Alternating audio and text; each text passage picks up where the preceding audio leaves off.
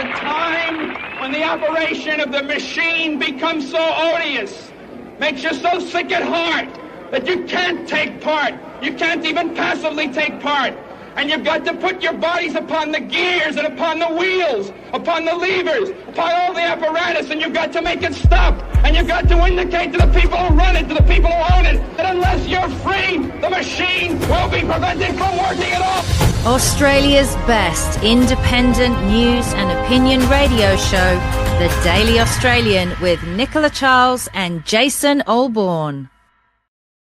Well, hello and welcome to our Daily Australians, and thanks so much for the continuing support that we are receiving as we build the best news show in Australia. Well, that's the intention anyway, and thanks so much for everyone who has come on as a sponsor of the show. You are the Daily Australians. This is episode 118 for Tuesday, June the 24th. My name, Jason Olbourne, and I'm joined now by Nicola Charles. Welcome back and a happy Tuesday to you. Happy Tuesday. God, it feels weird. I don't know what's going on this week, but the days don't feel like the days. Maybe because I'm sort of over my illness and things are feeling a bit strange. I had a laugh this morning when I was in my car. I saw for the first time, Jason, a Melbourne dog in the mountains in pink ass chaps. So I thought people are definitely getting on with their lives. I could not stop laughing. There's not much to laugh about in the world right now, but I thought there's something seriously wrong with you. And I went online and found out you can buy these things when you're going online and purchasing ass chaps for your dog. Oh, well, that is just next level. Who said there was a cost of living crisis, therefore?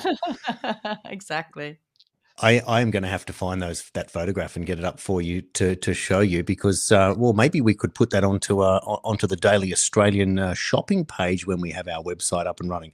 That could be interesting. It might be the thing we're just going to have to sell. What do you reckon? Oh, I don't know about seeing our faces, one on each leg, my face on the right leg, your face on the left leg, with the Daily Australian down the back. That would be hilarious.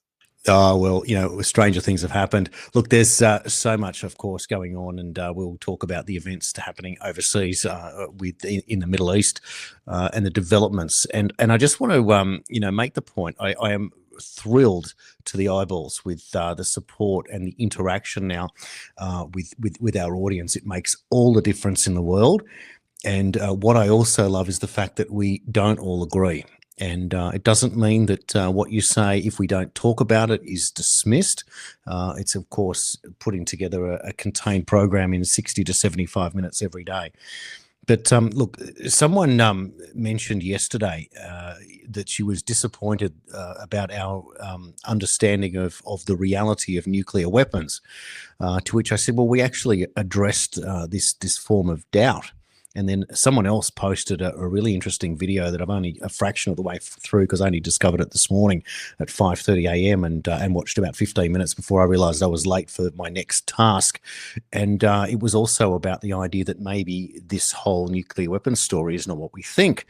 Someone else shared a video that Joe Rogan showed videos of atomic weapons testing and these huge situations where trees will shake, and we've seen them, buildings falling apart, but they look like miniatures. And the question was whether or not, how did the camera stay intact and how did the film not, burn up? And we have seen situations in the past. I've seen them from Australia, from Maralinga, where they're in a bunker, literally, miles away from where this bomb's going, and they've got a tiny little window with a camera there. So that might explain some of it. So whether or not it's real or not. But here's my point. Perception is reality. And what that therefore means is what people think is the reality is the reality. So whilst we can go down a pathway and provide all the evidence in the world that some things may well be fake, it doesn't get any further to what I call the 51-49 scenario that's involved in politics. And this is the great crossover.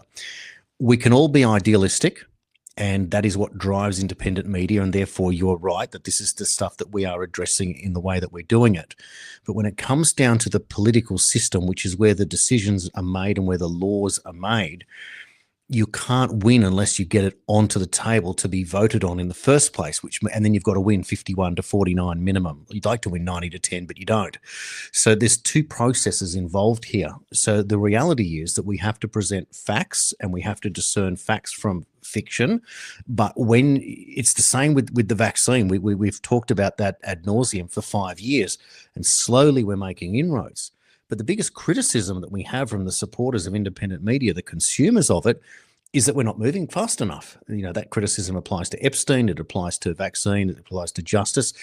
You tell me. I am so exhausted as to why we don't wake up and see that, someone's not in handcuffs for crimes against humanity, but this is a process. And the reason that it's a process, it's the reason that we're in this game in the beginning. If it was all so quick, we would literally be sitting doing something else. We'd be driving Ubers around town, because that would be the career path that we would take, because they wouldn't need us to do independent media, because these things would solve themselves. It is a game of inches. It takes forever. First they mock you, then they fight you, and then you fight back, and then you win. And that takes time. But time, it just seems, is how much time does it take? Is this in fact our life's work? Does it mean that when we finally get to justice, it's kind of like Moses in the Bible leading the Israelites 40 years to get to the promised land, and Moses doesn't get in. He's not allowed in. He committed a sin, and therefore is not allowed in. And Joshua leads the Israelites into the promised land. Are we all Moses in that sense, that we're the ones leading at the next generation to truth and reality? It remains to be seen. I know that I would feel shortchanged if that were the case. Let he who is free of sin cast the first stone. We're all guilty of something. We're all imperfect people, but we try as hard as we possibly can to be able to bring truth to it. So I take on board all of the ideas, criticisms, new concepts, challenges, but I ask a very simple question, and we'll talk about it more. And you know that I, more than anyone, look towards the Trump administration as the best possible pathway out. That and he is the genuine, you would think, the leader of the free world, as all US presidents are. But this guy is different to the others. And if it wasn't, if Trump's the bad guy in all of this, what was George W. Bush, a Republican? What was George H.W. Bush? Both of them CIA connected globalists. What was Barack Obama? Certain CIA asset. Who was Bill Clinton? And etc. When you look at these things, and Joe Biden, by example, and Kamala Harris, are we better off with Trump in the White House versus Kamala Harris and Joe Biden? You only need to look at the borders. You only need to look at the Kilmar Garcia story. You only need to look at fentanyl.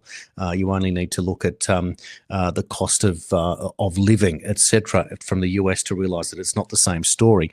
And then you only need to look at who shakes whose hand and who gets the shaft in all of it. And it can't all be an act that Donald Trump is really doing the bidding of these people, but hated along the way. It makes no sense.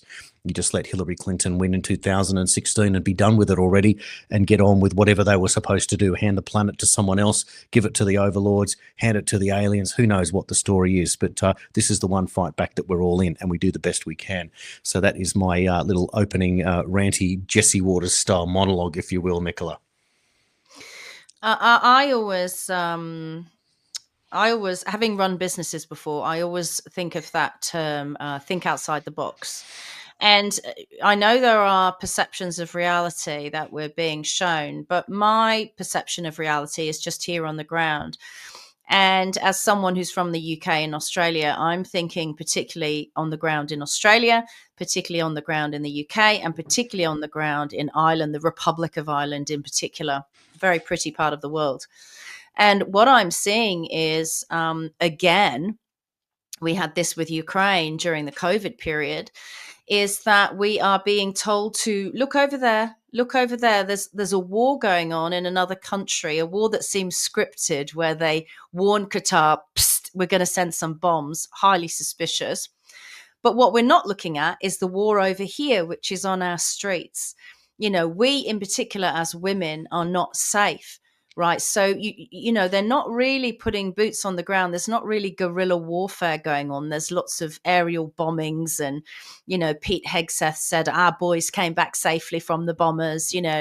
Good for you. Glad for that. Great. But meanwhile, in our countries and on the streets and in our lives and societies, there's a war going on. The war is going on, and people are just starting to talk about it, even on radio networks like 3AW in Melbourne.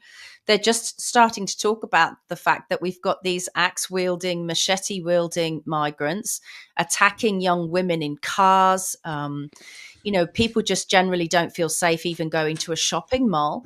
So for me, as a mum, as an adopted Australian, what I'm worried about is the war on our streets that no one's talking about, Jason.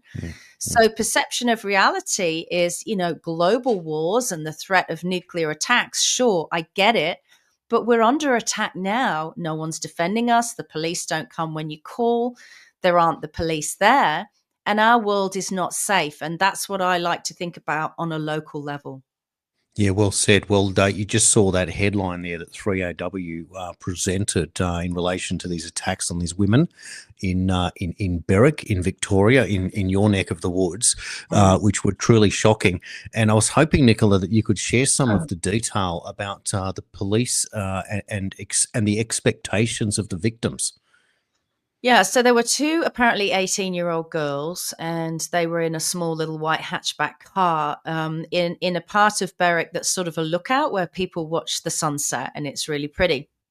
And a car arrived in front of them, and a group of guys got out with axes and machetes and started axing out the windows of this car, axing out the side lights, the headlights, absolutely terrifying these young women. Pictures were taken from security cameras. Unfortunately, they're black and white. This is part of what I talk about. We live in this surveillance state, but apparently we can't find these people. Residents that were there were horrified, so they called the police. The girls themselves called the police. After an hour, the police hadn't arrived, and eventually the police said to them, drive to the police station. So the car was unroadworthy. The windows were out, the lights were out, and the police said drive to the station. So the girls couldn't do that. They had to wait for their attackers to leave as neighbors started arriving on the streets, and then call an Uber. And these girls that had been attacked had to get an Uber to the police station. That's the world we're living in now. This is happening parallel, Jason, to this big music festival that's happening in France, where migrants are running crazy on the streets. Apparently, people have been turning up in hospitals again, young women. Like I say, this is attack primarily on women, and they've been injected with something. They've got needle marks and puncture marks. It's all very dark. And to be quite frank, this is guerrilla warfare on our streets. There's no military to protect us. There's no police. Even the surveillance state are not catching these people. But it's only just starting to be talked about. And none of our politicians are stepping forward with remedies or, ideas on how to counter this and deal with this. We're just being exposed. And I feel it's been engineered to come in and do this to us. And people are living in fear. Again, it's this thing of wanting people to stay in their homes, Jason. I think they want us under permanent house arrest. I don't know if it's going to get that far, but I do agree with you that our governments are beholden. And I want to play you a clip now out of Ireland. It's lengthy. It's probably 4 minutes long. I don't know if we'll play the whole thing, but let's play it now because I think there is an undercurrent now and it's expanding and it's happening all around the world and we are in for some form of global revolution. This cannot go on forever. Let's take a look. The Irish government, we don't have a government. We have a bunch of traitors who are selling us out. They're not a government. Does anyone believe that their elections are somehow clean? That their words are somehow... They're inverting everything. Islam is peace. Diversity means anti-white. Equity means anti-white. Inclusion means everyone but white Christians. We're being ethnicized in real time. They are not even hiding it anymore. They should hold their heads in shame. They don't want any of these iPass centres and the likes of Dollybrook or all these little posh parts, but they don't mind sending them all out to the likes of our communities, because we're nothing but peasants. That's all we are fucking peasants to them. At the end of the day, they betrayed the people. They betrayed the people over the, principally in the COVID fiasco and the lies. And they betrayed the people in relation to global warming, and they're betraying the people in relation to bringing in people who are not culturally and socially suitable to bring in. they are betraying the people. And that is betrayal. That's treason. You're not our government, you're just a bunch of crooks and you don't represent us at all. Just listen to the people, put the Irish people first. Charity begins at home. You failed the Irish people, you failed the children, you failed the thousands of young people who've had to leave this country. They couldn't get a job because of, they're being undercut. They can't afford to, get on the property ladder. They can't afford accommodation to rent. They can't afford to live in their mum and dad's box bedrooms for the rest of their lives, and neither should they after they've worked hard to educate themselves. Irish government, you want to give up your job because you're not doing it. You're not doing the job. Time to go. Your time is up. You're not working for the Irish people. You're public representatives. You're using our money against us. It's time to go. What are you doing? Why did it change? When did they start hating us? Why are we the problem? We're just normal people. We're not far right. We're people. That's all I want to say. And I'm sure everybody else wants to say an awful lot more, but that's all I'm going to say right now. Get a grip and look after your own. Do you know what I mean? These people put the bricks on this land. Do you know, we're Irish and our Irish young lads are in homeless accommodation now and getting bullied and kicked out on our street. How many more of us have to die for it? The Irish government are irrelevant. It's the EU that governs us. It's a farce. The controls that are necessary are being governed now from Brussels, not Dublin. Our election process, the whole politics of Ireland is a farce. It's a sham government put into place to fool us. We are being governed by Europe. I have a message there. Get them out. Get them out. Get them out. Wake up. Wake up. That's what it is. Get out. We don't need you no more. We want you gone. Gone. Yeah, get out. Out. Resign. Just for the sake of the young people, please resign. Thank you very much. I think you need to go because you do not represent the people that pay money into this country, and that you don't represent the people that you're supposed to represent.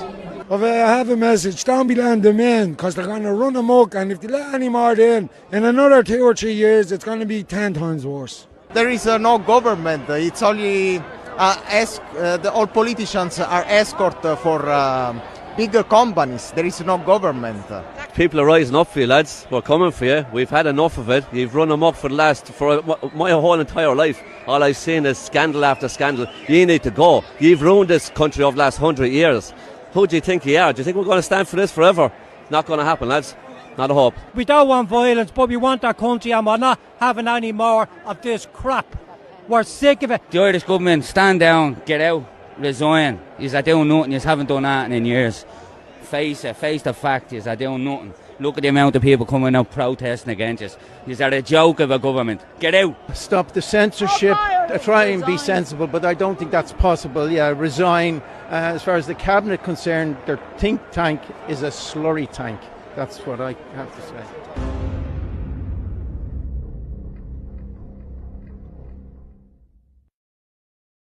I think what we're in, Jason, I think we're in the Christian Crusades again. I think the Catholic Church has sold out Catholics. That's what I think, number one, because the Catholic Church is always purchasable.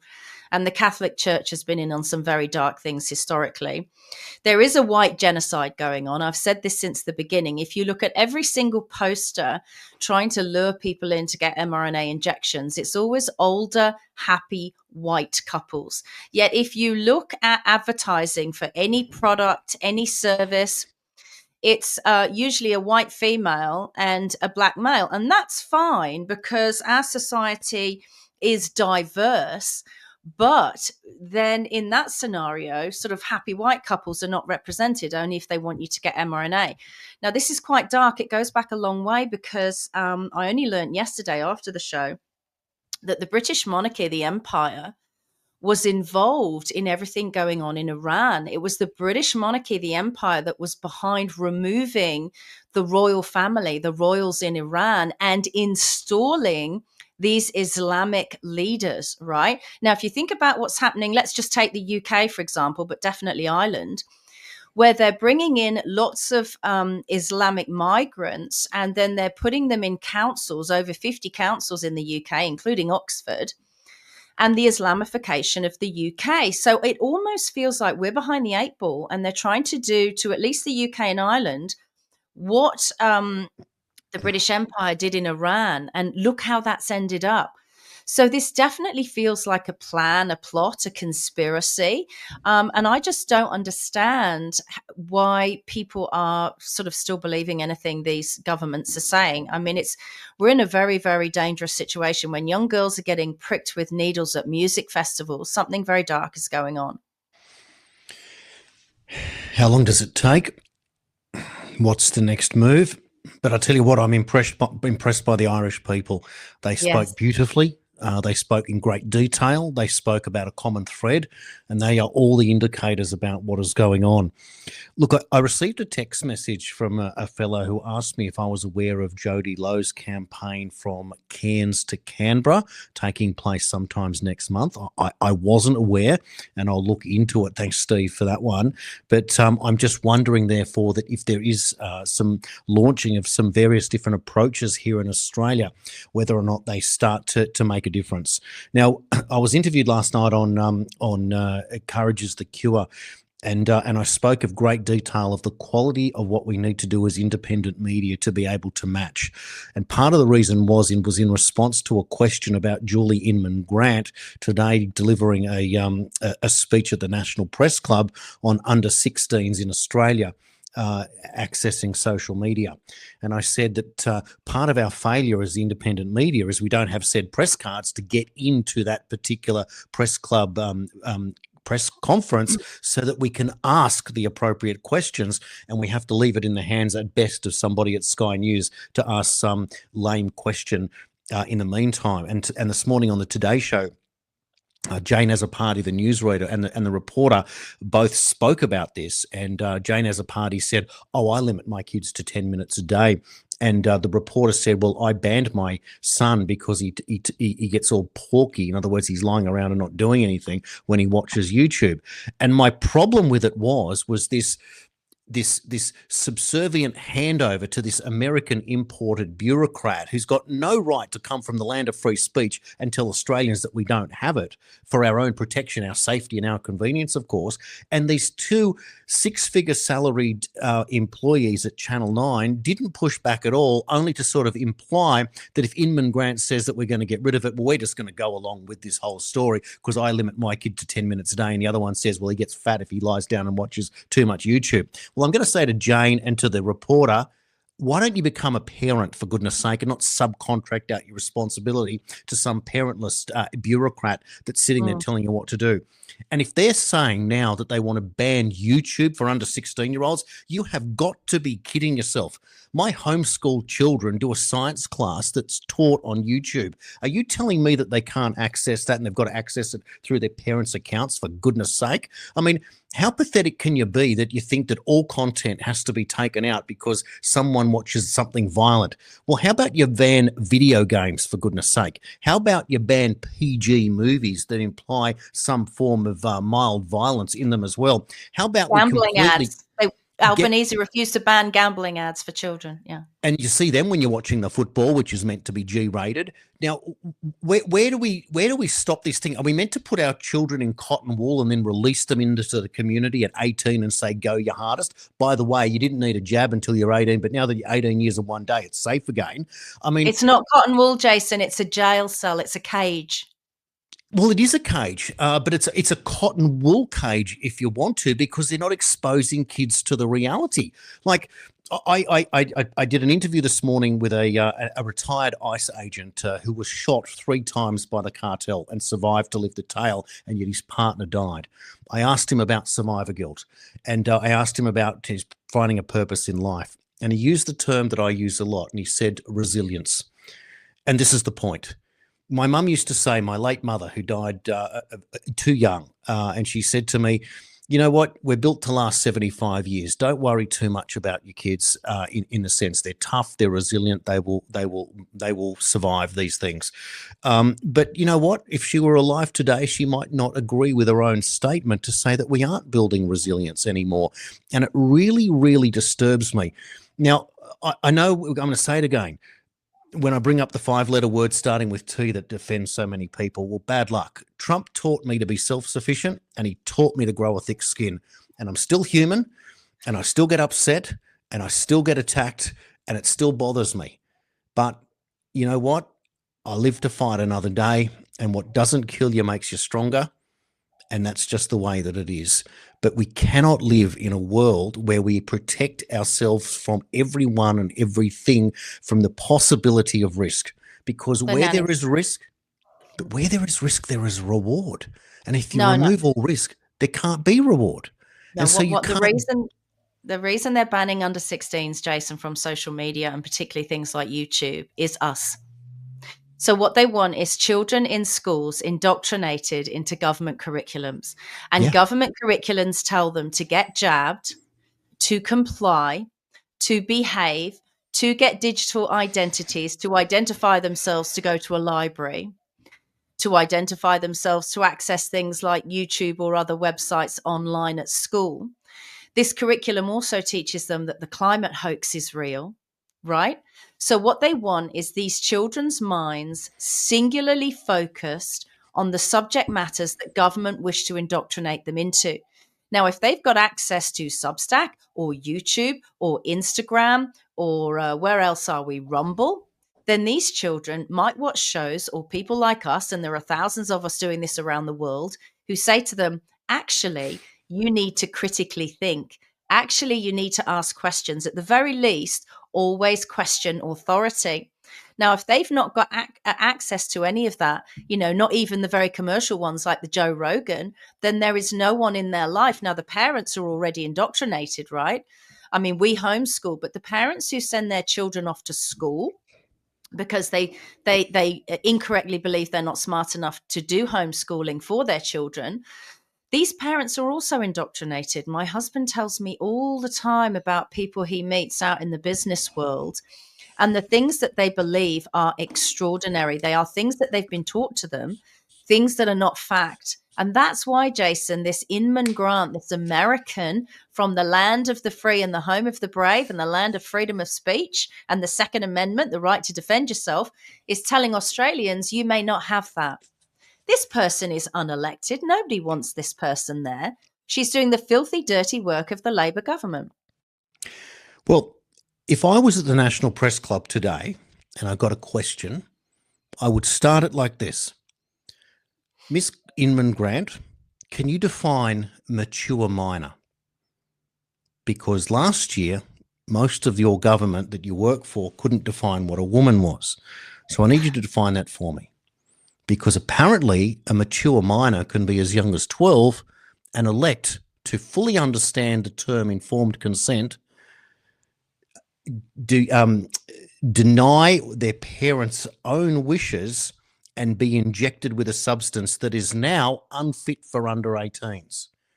And or transition and chop off their genitals, Jason. Yeah. But can that same mature minor who can elect to change their gender, who can elect to be injected with something that turns out is now unsafe for them, but they can't elect to watch a video on YouTube or start an Instagram or Facebook account? Can you rationalise that for me, Miss Inman Grant? Well, look at the music awards, Jason. Look at the things that children are exposed to on television. These music awards with artists who started off being normal, artists are always a bit groovy, a bit funky.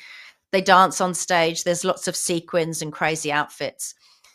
But if you look at some of the changes that occurred in artists like Sam Smith and Beyonce and Rihanna and, Jay-Z, some of this music and these videos that they were bringing to children. I mean, I remember in the middle of the pandemic, the song that won Best Song, I think, at a massive American Music Awards was called Wet Ass Pussy. Excuse my French. And if you look at that video, it's utterly disgusting. And it was the most watched video by children around the world for that year. And they were given awards for it. Now, this is stuff that government says is absolutely fine for your children to be exposed to. And I've spoken before. My husband has been on the financial pages of newspapers looking at stocks and shares, and massive adverts with barely legal blonde girls selling 75% off dildos has popped up on the financial pages. Now, as per Julie Inman Grant, they are what's called the preferred media. They are the approved media in Australia. So all that's absolutely fine, but they don't want them to go on there and learn, or more importantly, Jason, get a differing opinion that says to them, you know what? Ask questions, think for yourself. There you go. Think for yourself. Inquiry is the prevention, isn't it, of problem. But if you cannot inquire and you cannot think for yourself, therefore you are led. And if that leadership is wrong, at this point in time, the government, who can put their hands up and pretend, but my God, we warned you bastards, and we warned you for 5 years, and we said informed consent, we said delay, we said take your time for the long-term effects, and you said no, no, no. And Daniel Andrews, you doubled down and said mature minor, and now you have a vaccine that is unfit because the reward does not match the risk. And that's what I was saying before, that all society is based on the fact of getting ahead means that you have to take risk for all reward. And you do that by being educated, by making educated choices. And that's what you do. It's the idea of when you go to purchase a home, for example, that you work hard, you save up a deposit, and then you take the risk of purchasing. And you don't own the house outright because you don't have enough money. You have to borrow the money. So the risk is that can you afford to make the payments? And if you can't make the payments and are forced to sell, if the market goes down or the interest rates go up and you can't get the money back that you paid in, or at least the money that you owe, then you go a risk of going bankrupt when you can't make the debt after it all. And that's risk versus reward. But of course, for most people, that scenario plays out in the Ponzi scheme of the housing world, and most people do well. But I tell you what, there was a period around 2008 in the GFC where interest rates suddenly jumped from 6% to 9% retail. And if you had a mortgage back then of $400,000, $500,000, you're up for $50,000 a year in interest payments on incomes 20 years ago that weren't what they were today. That was a lot of money to make up. I know it because it happened to me. I had to service something like $3,500 a month on a single income at the time, and I wasn't even earning that amount of money clear. So I was literally making mortgage payments on my credit card whilst I was trying to sell this house just to avoid bankruptcy. And I tell you what, I got away with it by the skin of my teeth. I walked away with a few $1,000s in front, which was enough to put a bond down on a home to move into rent. And so I was at absolute rock bottom there due to horrific circumstances at the time, and was lucky enough to know what I was doing to get out of it. But I can't imagine people who didn't know, or people who were in denial back then, hoping that it would sort itself out, because a lot of people do that. You just sort of develop a blind faith in these situations, and didn't. And the thing is, if you're in your mid-30s or your mid-40s and you go bankrupt, that may well be the end of your chances of getting ahead in life, and you become a subsistence person in the sense that you'll only ever rent from that point on. Because let's say you go through the process, you go bankrupt, and you sit out the full 7 years, and you don't have to do that. There are things like early discharges, etc. But if that were the case, 7 years later, for somebody in their mid-40s gets to their early 50s, and then they think they're going to save up again and get back into a home, they might be 60 or 65 before they can even get there, and then it's too late to get the mortgage. It's a horrific scenario, and how you would think that was the case. And back then I was in Labor politics, and when this GFC was happening, I was attending branch meeting after branch meeting and getting the ear of sitting senators and saying, listen, there are people, and I am one of them, who could lose their home in this GFC. What I am asking you to do is allow me to access some of my superannuation to keep the wolves at bay. What is the point of me having $30,000 or $40,000 in super that isn't going to amount to a hill of beans in 20 years' time or 30 years' time when I retire, if I lose my home now? Allow me to lend my own super to myself, and I'll pay it back in time, because at the end of the day, my house is a bigger asset. And you know what? The word came back from Tanya Plibersek, and she said, if we allow access to super at this stage, well, the sky will fall in. She literally said it. And fast forward that to 2020, and what did the government of the day do? Allowed you to access your super at that point, and now you can do it for all sorts of things. And I thought, what an absolute joke that these are the people that just sit on what they are, afraid to make a move and dictate to the people, and people went down the gurgler. But I tell you what, I was one of the lucky ones, and I was in politics at the time, in the Labor Party, and fighting with those people, and they would not listen. They do not care. And I tell you what, those Irish people, they inspire me. I think we need to bring some of them here to coach us how to protest properly geez, they were good.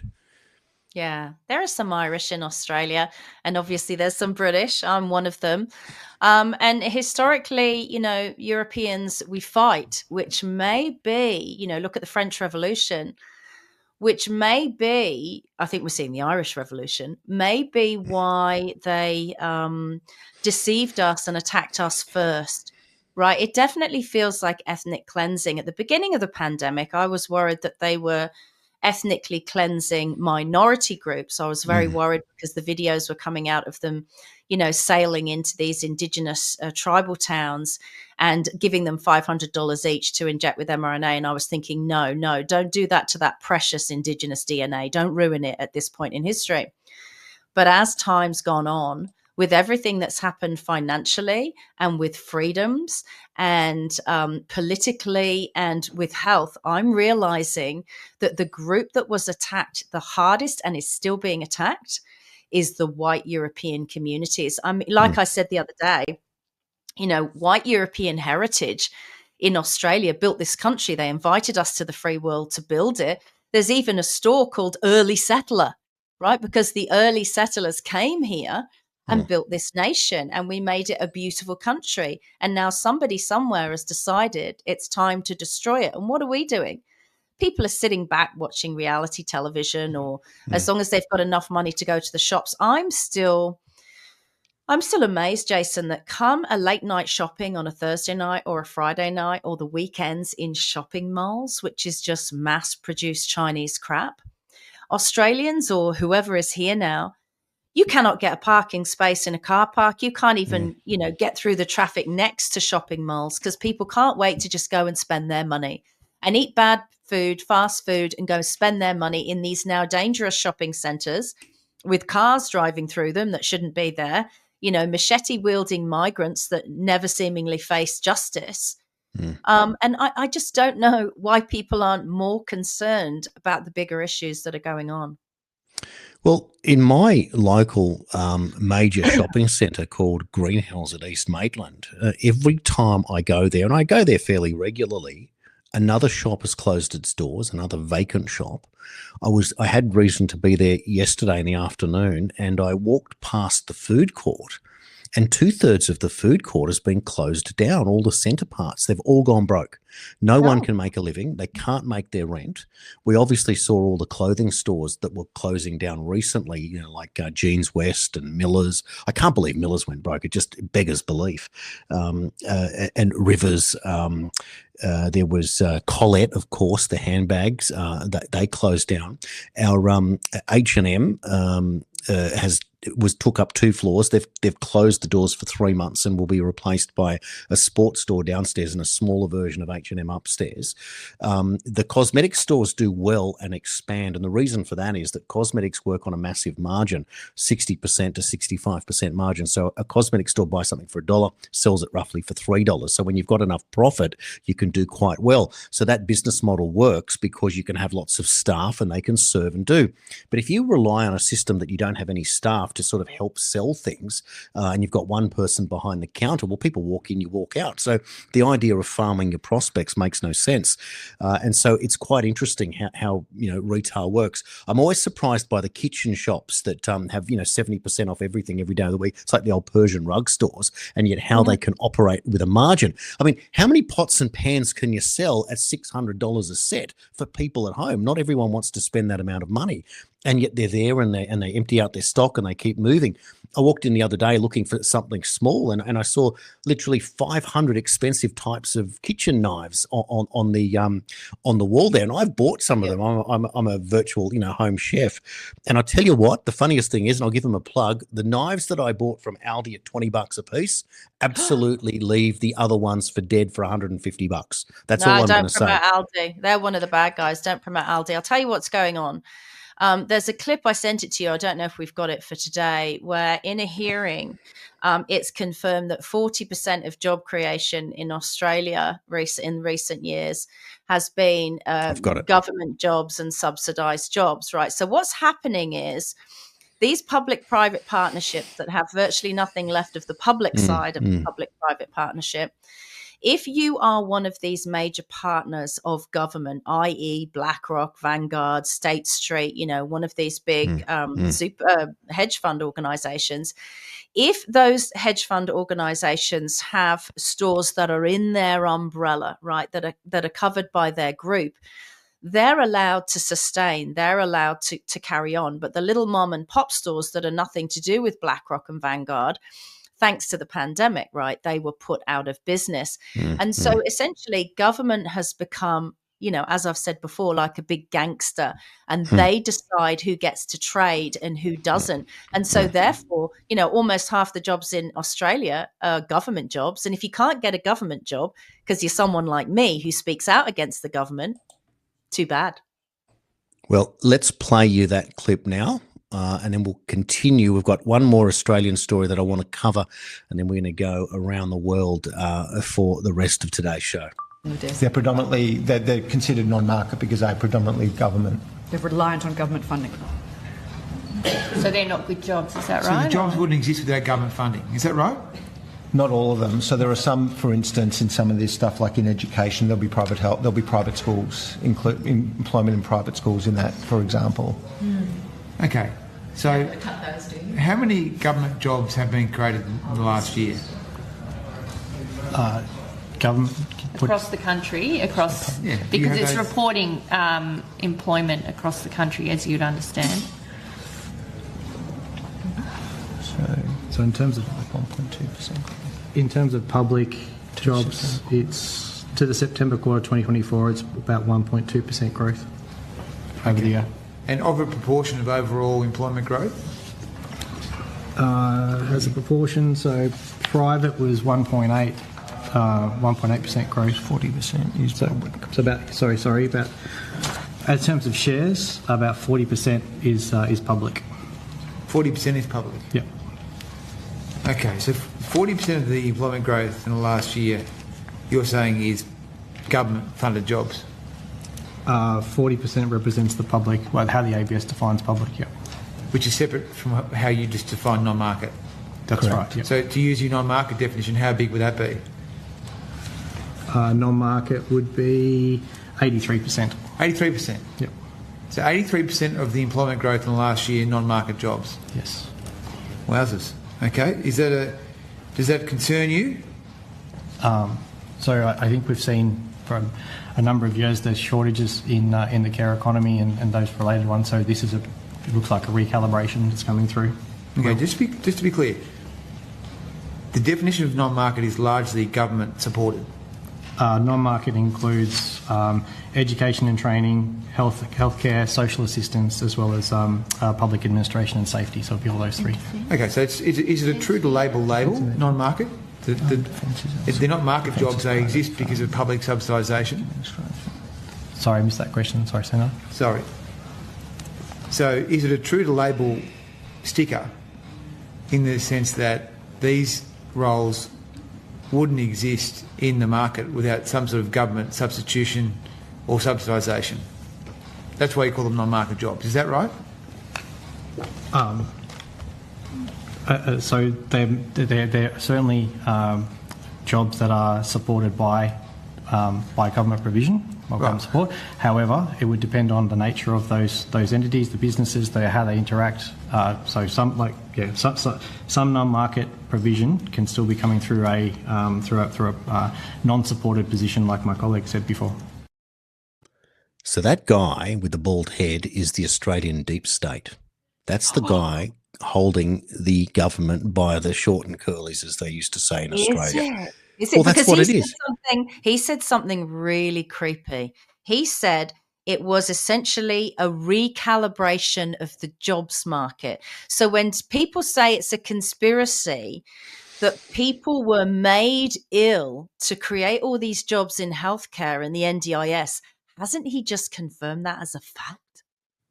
This is the point, isn't it? So we are literally disabling our society so that we can replace them with government jobs to put the burden on the middle class, and so that the system will absolutely collapse on itself. But that guy, that useless bureaucrat who stumbled and bumbled and knew that he was cornered and tried to fudge his way out, which is how all these bureaucrats work. And you only have to watch back the Gerard Rennick clips to realise how he snookered them all the time and how they weaseled out of it. And even Pauline Hanson, when she had those two Pfizer representatives in there saying, oh, no, you had a choice to take the jab, for goodness sake, will try and define coercion and tell people how they can uncoerce themselves.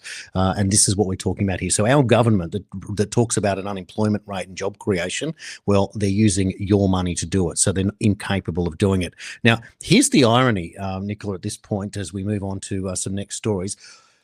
We are kind of reaching out to you guys for a business model where we're relying on your contributions to keep the Daily Australian thriving. We're not doing it to survive. We will certainly survive if we don't have your contributions, but it kind of feels like that we're not talking to anyone. This is a process whereby if you can help us out as we build a better show for you, we're offering the reduced rate Substack 20% off annual plan, just $60 down from $75 until the end of the month. That means that there is 6 more days until the end of the financial year, and we are entirely and wholly grateful for your support and appreciate the way that news builds together. And this is what's really interesting, right? And last night it was Robin who said it to me, that the difference between mainstream media and what we do is our connection with audience. They have a separation. It gives them a form of authority they believe over us, but that authority is dying. So with this connection, and obviously we welcome your comments and we welcome your direct comments, and we do our best to include things that you present and argue towards us. And in fact, Angelo was the one that sent me the clip today of the Irish protests there, and thank you for that, and I appreciate it. And so that's the point. So really, really appreciating your support. It means the world to us. And it also shows that we are providing you with enormous value, as we provide you with enormous value at 25 cents a day for the Daily Australian. And by the way, this is what Nicola was talking about earlier. Have a look. You cannot be serious. We need These John doggy McEnroe. ass chaps. Are you serious? Like, if you've got time or money to do that, can you just redirect those funds to the Daily Australian for us? Talking of the funds, I do apologise. Yesterday, the sound was appalling. The whole thing was appalling from my end. Jason's was fine. Because as I went to air, I know everyone thinks it's a big plan to sort of silence me. It was a combination of failure of product, a lead, and I'm quite rough. I'm very rough with the leads. And I pulled it out of the microphone too fast and the little metal thing snapped. So what did I do? I took some of the funds from the subscriptions from you guys and I bought new leads for my system. So that's the kind of thing we do with it, and that really helps us out. So thank you so much. I mean, my goodness, who knew that a microphone was so important? Yesterday's show proves how important it is, Jason. Oh, absolutely. And you can't operate with just one device anymore. You've got to have multiple computers, multiple laptops and phones, etc. It's just crazy. Now, let's move on here. Michael Olbourne, who works for Senator Ralph Babet, posted this earlier. Michael said, and this is in response to the COVID-19 vaccine claim scheme having closed back in September of 2024. Michael writes, "You were coerced, you were gaslit. Now you're paying for it. The government said safe and effective, get the jab or lose your job." Yeah, there you go. Pauline was right, you two Pfizer bastards. Last September, they quietly shut down the vaccine injury compensation scheme. And here's what you don't know. 4,962 Aussies submitted claims for vaccine injury compensation. Just 443 were approved. That's less than 9%. 18 deaths had been paid out. $40 million has been paid in total to claimants. The biggest single payout, $6.5 million. The average wait time for a decision was just under 1 year. And Pfizer topped the chart with 3,504 claims. You couldn't question it. You couldn't refuse it. They censored doctors. They smeared the injured. And now they quietly closed the books and you fit the bill. They silenced you. They injured you. They owe you. never stop fighting for justice. Michael Olbourne certainly needs to be elected and represent us in office in South Australia, where he hails from. And I hope that he has a plan to get involved there, whether it be in the near state elections or perhaps in 2028. But he is a good man, does a lot of work, and a very talented individual. Is he allowed to do interviews? I'd like to talk to him. He's very clever. Yeah, we'll reach out to Michael. He's certainly been a friend for some time on shows that we've done together, and I will reach out to him after the show and see if we can get him on sometime this week. So this was the other graphic that I'd prepared for that video clip earlier. This is where you wrote, Nicola, if you're not working for the Australian government in 2025, you're probably not working, because the government is now a corporation that sacrifices all other businesses, not part of its corporate partnerships. Disagree with big government? Good luck to you. 50% of all new jobs in 2024 NDIS. You don't even need to be qualified. You just need to apply for a job there. Absolutely extraordinary. Well, I now know two people who gave up very good business development management roles to work for the NDIS, and they get paid, for example, $300 to walk someone's dog who's disabled, who's now on the NDIS. So that people are raking it in. They're getting thousands a week to be carers of the people that the government harmed with something they told you was safe and effective. Yeah, it's a really odd scenario, the way that this is somehow meant to work itself out.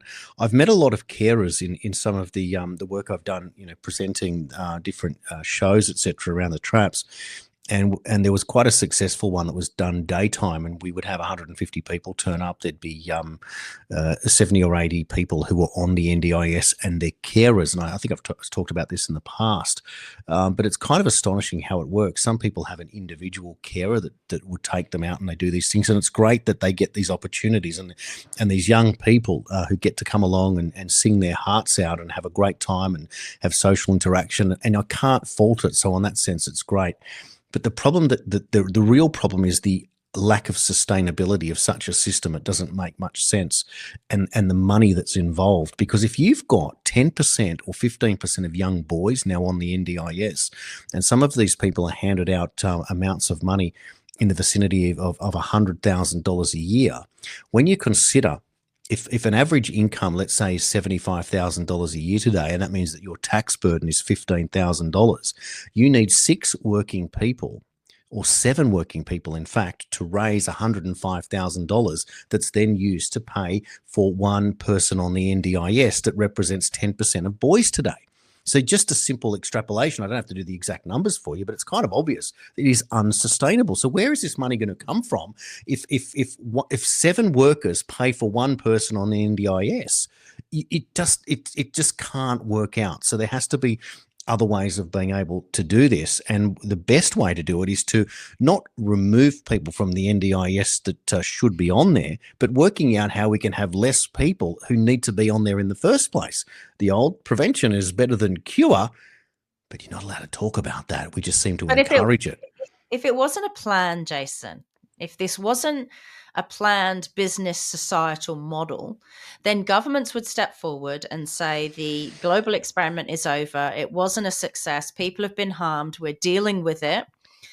And they wouldn't have signed on without sending the health minister to these World Health Organization amendments to treaty in the IHR, which they did apparently do, even without all of the details being finalized. So that just proves it's irrefutable proof of concept that they're absolutely fine with this not only happening historically during the last 5 years, but potentially happening again moving forward. Absolutely. Well, last story for Australia before we move over to the Middle East. This is one I meant to bring up a couple of days ago. Matt Barry posted this a couple of days ago. He said that it's been found that 39.4% of tobacco sales were black market in 2024, and that is to rise to 54.6% to approximately 60% of sales this year. Who says the government can't create an industry? Tongue planted firmly in cheek. Isn't that extraordinary that half of the tobacco market is now illegal, which 20 years ago was unheard of? I mean, an illegal cigarette. I knew a man who went to jail for driving. He had a convenience store in Sydney, and he drove to Queensland to fill up his van with Queensland cigarettes that were cheaper from tax and brought them back to sell in New South Wales. Went to jail for that. Now they're not even buying them interstate. It's literally an underground market. 60%. That would mean that you'd have to think that means that almost every single tobacconist almost would be trading in under the table tobacco, because people simply cannot afford $50 to $80 for a packet of cigarettes. But they now have an addiction that they need to feed. And so what's worse, starting a life of crime to feed look, if one packet a day is not a lot of cigarettes, I know people used to smoke 2-3 packets a day of cigarettes, for goodness sake. $100 a day, $700 a week, cigarette addiction. So what's worse, starting crime to pay the tax, or buying illegal tobacco? And if that's the case, the government, again, is completely out of its depth here, has to work on a new scenario on how you do this. Tobacconists in Melbourne are now getting torched. One got torched on Saturday night in a residential street. I shared that picture on my X account.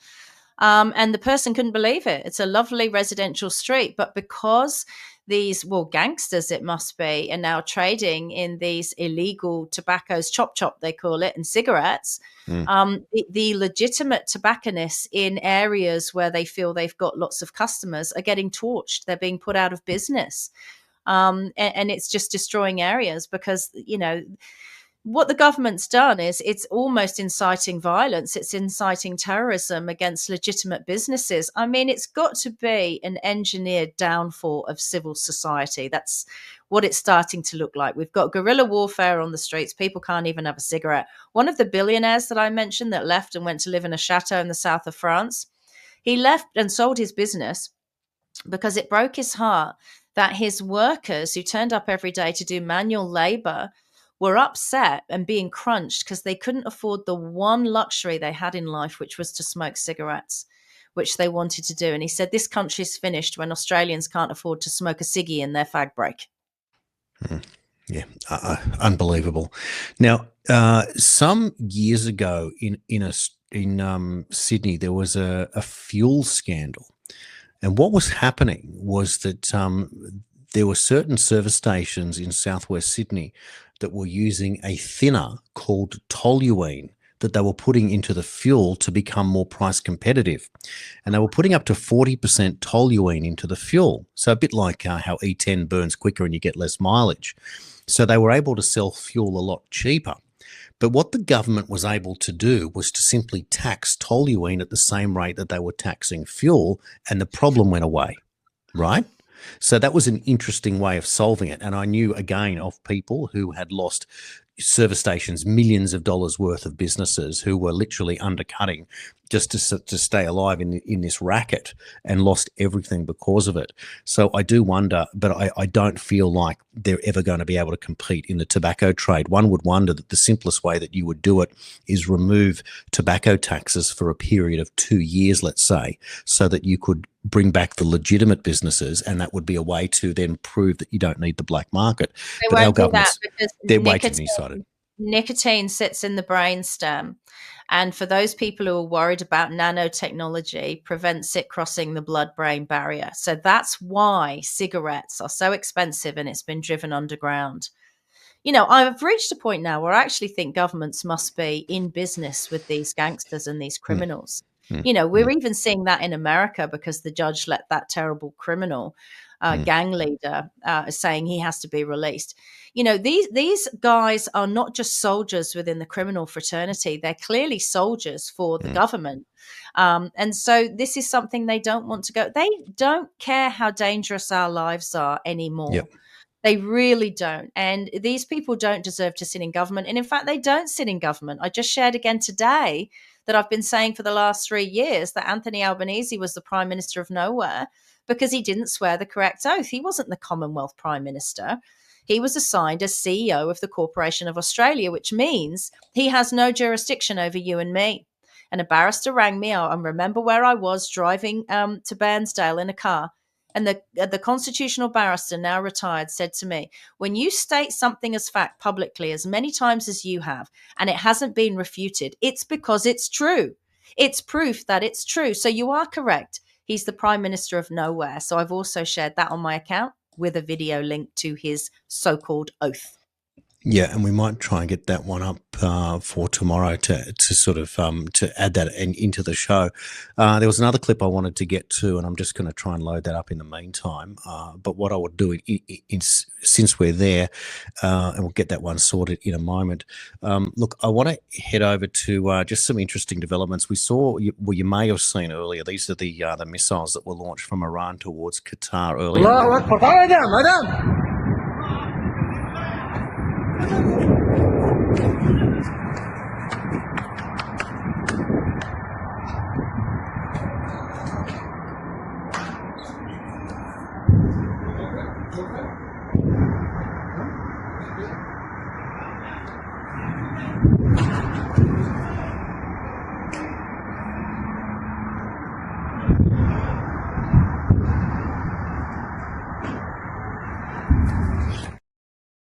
What we have learnt there is of the 14 that were sent, 13 of them were struck down, and one was let out to sea, so they caused no damage. And so that has now prompted a response that's flown both ways here. I'll just give you some of the interactions that have gone on. Firstly, we heard from Dmitry Medvedev, and this is quite shocking, actually, what his original attitude was. I'm going to play you another video clip just now. It's a short one. Let's locate that for you. Here it is. Meeting yesterday, but Russia's former president, Dmitry Medvedev, claims multiple countries are ready to step in to help Iran achieve a nuclear weapon. Stating this, quote, the enrichment of nuclear material, and now we can say it outright, the future production of nuclear weapons will continue, he said. A number of countries are ready to directly supply Iran with their own nuclear warheads. President Trump has since responded, saying that talk of nuclear weapons should not be treated so casually. This reads like a Joel C. So Medvedev comes out with that statement. Trump basically attacks and says, you've literally got to be kidding yourself. That's not where we're going. So here's his comments here. Did I hear former President Medvedev from Russia casually throwing around the nuclear word and saying that he and other countries would supply nuclear warheads to Iran? Did he really say it, or is it just a figment of my imagination? Let me know immediately. That's why Putin is the boss. If anyone thinks our hardware was great over the weekend, far away the strongest, etc., etc., and he talks a bit more about the power. Well, Medvedev replied and saying, regarding his concerns, I condemned the US strike on Iran. It failed to achieve its objectives. However, Russia has no intention of supplying nukes to Iran because, unlike Israel, we are parties to the Nuclear Non-Proliferation Treaty. I know quite well what this would entail, having overseen our nuclear forces as president, but other countries might, and that's what was said. And we definitely shouldn't be arguing over who has more nukes, all the more because the New START Treaty, which I signed with the US president, is still in force for now. The question is, what comes next? So that was a backtrack, wasn't it? And it was quick, very, very quick. So I find that is quite compelling. Well, Qatar has responded as well to the attacks by Iran. The state of Qatar strongly condemns the attacks that targeted Al Udeid air base by the Iranian Revolutionary Guard. We consider this a flagrant violation of the sovereignty of the state of Qatar, its airspace, international laws, and the United Nations Charter. We affirm that Qatar reserves the right to respond directly, etc., etc. So they have obviously condemned what they've seen there. Now, so this is just a quick map that we'll show you. So the locations where you are across the Persian Gulf from Iran to Qatar, but all of them have been taken out. Meanwhile, just to give you an idea of the amount of air activity going on in the region, so it's absolutely chock-a-block busy. So what does it all mean? The first thing is, of course, now that we've learnt that Iran has ordered for the Strait of Hormuz to be closed, well, as it would happen, what does Trump say? Everyone, keep oil prices down. I'm watching. You're playing right into the hands of the enemy. Don't do it. He then responds to the Department of Energy, drill, baby, drill, and I mean now. Oil prices have gone down. So we've never seen that in a Gulf War crisis before. So they're going up in Australia. So where's Anthony Albanese telling them not to price gouge, because we're being price gouged straight away, immediately? immediately, and that is always the case here in Australia. The service stations, just an extraordinary component. I will say that I've had a little bit of success with that website. I think it's called Petrol Spy or Fuel Spy. That I use. That what it does is it maps the price of petrol everywhere. So no matter what you're looking for, very useful app as well. And of course, the other one, I don't know if people use it, but 7-Eleven has a thing where it takes the price of the 5 nearest 7-Elevens and you lock in the lowest price. And again, where I am in Maitland, sometimes you can save, sometimes there's a gap of 40 cents a litre and it gives you a 25% discount, which is quite handy. $10, $11 a tank is not money to throw away in those circumstances. So we can be, it's quite interesting. Now, speaking of Albo, he has slashed Liberals' staff budget. So he's cut them by as much as, I'm told, 70 or 80% of their staff budget of senior ministers or shadow ministers. Anthony Albanese, that's how he operates. That's very CCP, isn't it? That's so much for democracy. And, Liberals have been quite friendly to him. Rennick was the first person who talked about this. He got no staff when he was a senator. He used to have to do all his own admin, answer his own emails, drive himself around. Like, he didn't have all the staff you would imagine, library people and all that stuff that senators have, and really quite extraordinary. So, yeah, vindictive and nasty. So, they agree a lot with Labor. Maybe they should change their tune on that. We already know that Anthony Albanese is vindictive, nasty, and a liar, right? He didn't take the correct oath. Yep, no, absolutely. Now, on I think this is a worthy clip to play. This is John Fetterman, Democrat, explaining his position on the strikes on Iran's nuclear facilities. There's going to be a lot of people in my party that are going to disagree with the strike in Iran, and I actually support that. I've been always calling for that thing. I think it was entirely appropriate. And again, there might be votes on that. So for me, that's not a war. That was a very limited military exercise, and it struck that, and then that's where we're at. So really, it really wasn't about unconstitutional or it's anything like that. It was like a very, very limited military engagement, and then it took them out, damaged them severely. He refuses to wear a suit, that guy, doesn't he? He's very funny. Extraordinary. But John Fetterman is doing a better job at being a Republican than some Republicans. It's an amazing turnaround there. He also was the only person I saw that would come out of his office to shake hands with RFK Jr. as he walked past him in the corridor. So he's certainly reaching out in ways that we haven't seen from Democrats.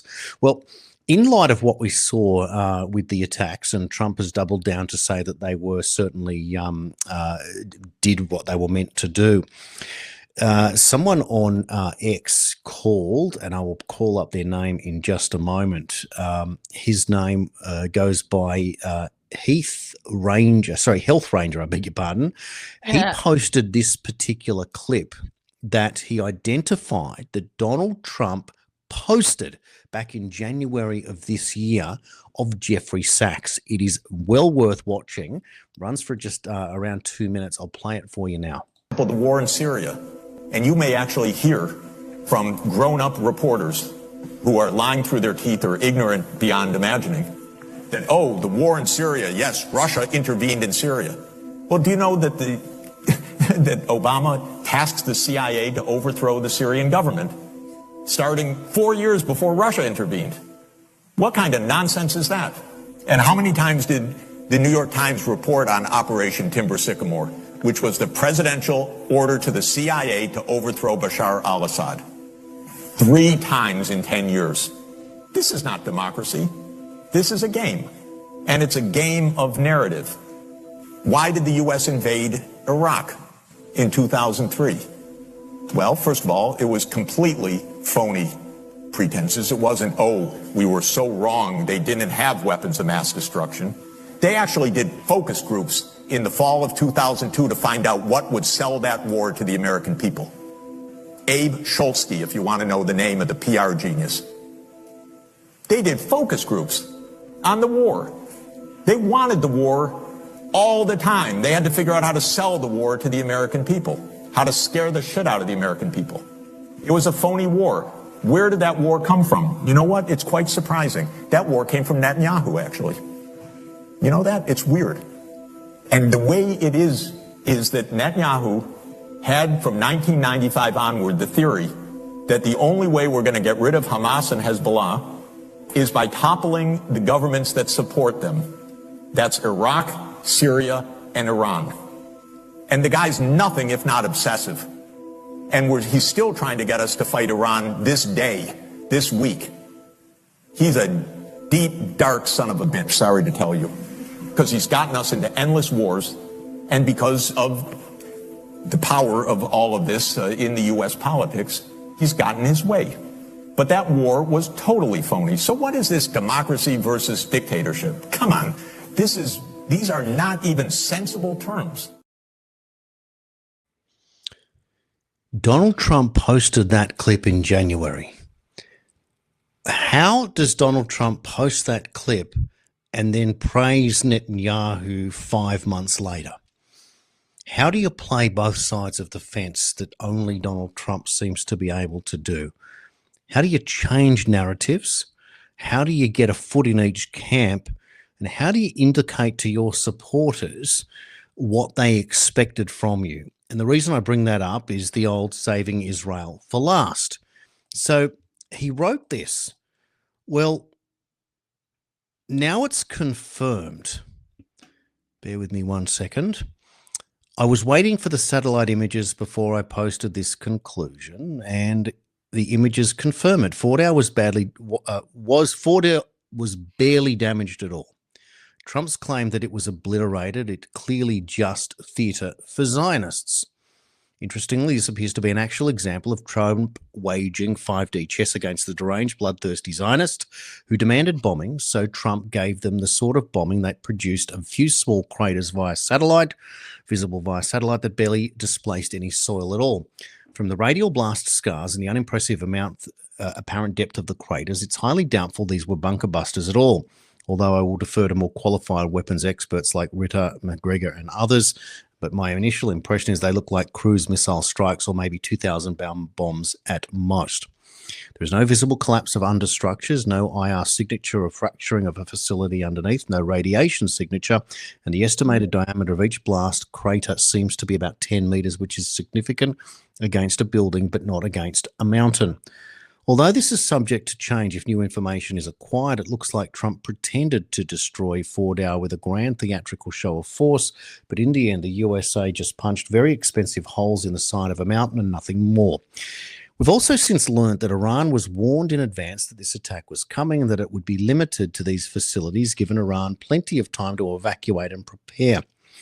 Now, after announcing Iran's nuclear program is obliterated, Trump can attempt to exit the conflict and tell Israel something like, "We did our part, we destroyed the nuclear program, and the rest is up to you." He also gave the bloodthirsty boomer evangelical Zionists a fairy tale to celebrate as they watched Fox News rerun the exact script of the Gulf War and Desert Storm. Watch for Israel to try to now claim that the US bombing was a failure and that Iran's nuclear program is still intact, and to try to drag the USA back into more war. Because for Israel, this was always about attempting the complete destruction of Iran, not merely Iran's nuclear program. In conclusion, he argues, I believe Trump has engineered an attempt here to extricate the USA from this war. I didn't realize that at first, so I need to give more credit than I did and retract my statement that MAGA is dead, which was my initial reaction to the bombing. If Trump keeps the USA out of the war from here forward, MAGA will recover. Israel, however, will likely not recover, and Israel is looking far more exposed now than ever. Watch for Netanyahu to try to pull a false flag attack against US assets to blame it on Iran and pull America back in. For the record, if Trump keeps us out of this conflict from here forward, I wholly support that, and Trump may indeed salvage his support base, and he might even avoid Iran attacking US assets in retaliation. To his credit, what Trump did here, now in retrospect with the satellite analysis, was theatrical de-escalation while throwing a bone to the Zionists who demand violence and death. So it's a very, very interesting take about what we saw, and it reminds me when Trump dropped the Moab, the mother of all bombs, on Syria, which was meant to be the biggest bomb ever that wasn't a nuke. And that was the one bomb that he dropped in his term in that situation. So we watch on there in great earnest And once again, we underestimate this man at every turn. I find it astonishing. And I'll post you up there a couple of clips or just reactions, I think, from people. Let me just react first. So I wonder how Israel would react if, let's say, as Trump has encouraged, that the people cause a regime change in Iran. So let's imagine that Iran stabilizes and becomes democratic. I don't know if that's possible. So many people can be bought off.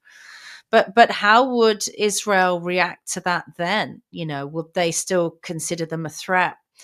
And if we're talking about potential false flags inside America, look at 9/11, look no further. So it's absolutely possible, right? And I only hope that the good guys in the intelligence community in America are listening to all of that chatter and monitoring what's going on, because absolutely I'm on board that is very much a possibility. The differences are back in 9/11 when whatever was rigged up inside those buildings, and people have pointed to the signature of Mossad there, can only have happened with the CIA letting them in. So we have a very CIA different... of the day. The CIA of the day. Correct. And that's the point. That's the nuance that's missing here. So even yesterday, when you proposed those multiple questions, it related to America of the day. And this is where there is the difference.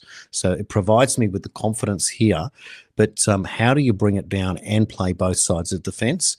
I think people will be writing PhDs about the Trump terms in office in the future, realizing the nuance that was involved. And certainly that is my hope. I'll just share with you some funny stuff, if you will. This one, the entire world, what the F is going on? Meanwhile, the Q-tards, those that are called Q, have got a big smile on their face. Iran just blinked. Trump revealed all the neocons, warmongers, and fake MAGA. Oil is down. Stocks are up. No World War III. Peace through strength. And I love this billboard. I think it's hysterical right there once again for the Q fans. I think that's kind of funny that they were all called retarded and they all turned out to be right all along. Go figure. What else is new? Less is more. More is less. And have a little bit of faith in what's going on here. But if Iran was to demand its own regime change, if Ali Safavi is correct and 19% only voted in the parliamentary elections in Tehran, people choosing to stay out of it, Israel would then be well served at that point to let another Western democracy, heaven forbid, emerge in the Middle East if that was to happen in Iran there. But of course, recognizing that people have different beliefs and different faiths, and that Shiite majority population may choose not to be as devout, if you will, and become more secular, and watch on as we go. But what do you think would happen, Jason? What do you think would happen in some of these countries around the world that we're accepting migrants from, who are dead set on not assimilating into our society? What do you think would happen if a whole bunch of us went to their country and said, we don't like your society, we don't like the way you live, we want to make it more Christian? And we somehow got on board with their governments, and their call to prayer had to stop, and all the Christian bells were ringing 10 times a day every time the clock struck the hour. It would never be allowed to happen. It would be seen as some sort of coup, right? And I hazard a guess that, our lives would be foreshortened, let's say. And yet that's what's happening in our countries. I'm glad you brought that up, because yesterday, doing a little bit of research on executions taken around the world, and the statistics were brought up to 2023.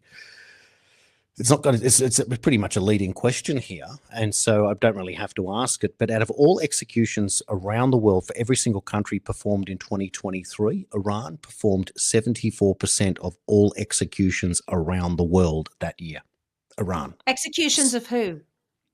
Of people to be executed for whatever crimes that they were committed to, whatever they agreed to. Out of every single execution performed in the world in 2023, Iran performed 74% of all of them combined. Good God. So that is an alarming... That was a fun thing for you to do yesterday. Yeah, well, actually, the reason it popped up was I was actually reading an article in mainstream news, and it suggested that it was high up on the list. Also said that China was as well, but China wasn't publishing the statistics, and it provided a link to something. So I clicked on the link and just got the detail, and it's just sort of getting background information to how the thinking process works. So can I just mention, you're saying clicking on the link? Can I just mention how dark and devious these people are? You say Trump is undoing this stuff, and I hope he is, right? Because Palantir, who Trump seems to be friendly with, want us all to get this biometric digital ID. And over the last few days, billions and billions of banks and social media and apps and all of our information, even our government accounts, have been universally hacked. And they say it's not just the passwords, it's everything within it, the whole systems. And do you not think that that's suspicious, Jason, that would happen at the time that they would want us to do biometric digital ID? But the weird thing is, they're asking us to put all of that information on the same devices, the same phones, the same laptops, than iPads and systems that they're now telling us were unsafe. These people are clowns if they think people are going to fall for this. Yeah, indeed. Totally agree. Let's play that clip now. Did you hear how 16 billion passwords were just leaked? 30 separate data sets, most of it new, according to researchers, not recycled. And it's not just usernames and passwords, URLs, emails, full login sequences. It's being called digital identity theft at a global scale. One of the researchers says that this leak opens the door to pretty much any online service imaginable, from Apple, Facebook, and Google to GitHub, Telegram, and various government services. Interesting thing is, we are being urged, as a result of this leak, to ditch our passwords and switch to passkeys. What's a passkey? It uses biometrics to protect our data. So, let me think this through. Palantir enters into government contracts that allow it to gather massive data on American citizens. At about the same time, news of this huge breach breaks, and we are all being urged to give up our biometrics to some of the same companies that just allowed our other information to be exposed. Because I'm sure our biometrics will be better protected than our passwords were. Some are stored locally, but some biometric data is actually stored in the cloud. And I'm sure no one has any backdoors to our devices either. And sure, nobody's building a digital identity on every American that can track and control us with the consolidation of all this information, both governmental and now personal, right? You know, history's full of stories of men seeking power and control over others. The question I always ask is, what about human nature do you think is actually different today? The emergency message should be every single day. Perhaps that can be our new intro. The emergency message should be, do not digitize your life, not even your driver's license. It is unsafe. This stuff is floating around in the cloud. Anyone can purport to be you. It was interesting because actually I came across a Westpac clip by a Westpac promo saying that they're so inclusive and they want everyone to be able to access banking. And I've got all the emails where they've frozen my account with money in it and I may not access it, because after having their account since 2012, I won't go in and identify myself, i.e., stand in front of their cameras like their smart ATMs and do facial recognition. And they've got all of my information, Jason. And then they stand there on their customer-friendly clips saying, we're all about inclusion. Well, you've just excluded me, so thanks a bunch. Yeah, extraordinary, isn't it? I agree with you. Anyone asking for digital ID access, well, no, we'll go the other way. And thumbprint, facial recognition, iris scan, all of it. Say no. This is as important as just say no to drugs, just say no to digital identity. Absolutely. And run your password. And of course, what are they getting you on? The convenience of not having to remember your password. And so then they trick you and say that you can't use the same password across. So you got to mix them up. So maybe you have 3 and you rotate them, or you do something like that and you just minimize your risk. But thinking that the only safe way forward is a biometric eye scan or a fingerprint is just a nonsense. For then only to be hacked at the other end is just insane. And never do that thing either. Never do that thing where the system says to you, do you want me to remember your password for you? That's unsafe. That's how this happens. Never do that. I always say no, not now, not now. You know what? In this world, this digital world, you're safer. You remember the old address books that were like one of those turny flick through things with people naming addresses? You're better off having a whole bank of passwords that you can update and change on a regular basis, written in pen on paper or cards like an address book, and changing them and keeping them that way. Never say yes, just remember, so it's easy for you. Anything that's convenient is literally dangerous. Now, I'm not talking about danger to your personal safety. I'm talking about going to that savings account one day, people, and it's dropped to zero. This is serious. Don't do it. Yeah, well said. Well, we've had another monster edition of the Daily Australian, episode 118. Thanks again for tuning in, supporting, commenting, reposting, and becoming a subscriber. We have a lot more work to do, and we will continue to provide you with the content to make this a unique proposition. And I look forward to Hump Day tomorrow, episode 119. Yes, thank you so much for watching the Daily Australian with myself, Nicola Charles, and Jason Olbourne. We look forward to doing this with great sound all over again tomorrow.